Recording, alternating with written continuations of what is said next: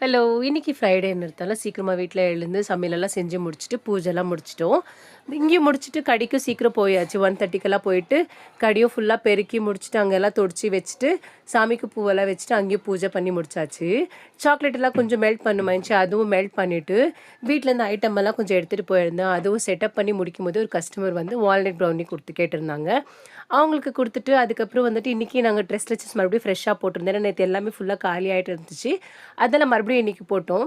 அதுக்கப்புறம் இன்னொரு கஸ்டமர் வந்து ஃபஜ்ஜி ப்ரௌனி கேட்டாங்க. அவரு சாப்பிட்டு பார்த்துட்டு, "ரொம்ப நல்லாயிருக்கு. கண்டிப்பா நான் உங்க ஷாப்புக்கு அடிக்கடிக்கு வருவேன்னு" சொல்லிட்டு போயிருந்தாரு.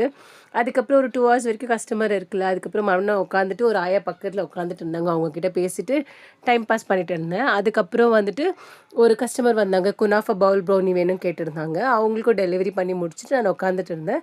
அதுக்கே நியர்பை 5:00 ஆயிடுச்சு. அதுக்குள்ளேயே என் தங்கச்சி வந்தோனே, என் தங்கச்சிகிட்ட கடைய ஹேண்ட் ஓவர் பண்ணிட்டு, அங்கத்துலருந்து நானும் வீட்டுக்கு கிளம்பிட்டேன். யாராவது ஜேபி நகர் சரௌண்டிங்ல இருந்தா கண்டிப்பா ஸ்டால் வந்து விசிட் பண்ணுங்க. வர முடியாதவங்க நம்மளோட ஸ்விக்கில இருக்கு. அங்கேயும் ஆர்டர் பண்ணலாம். க்ளோ கிளிட்டர் வந்து லேண்ட்மார்க் லொகேஷனா இருக்கு. கண்டிப்பா ஒரு வாட்டி வந்து விசிட் பண்ணுங்க.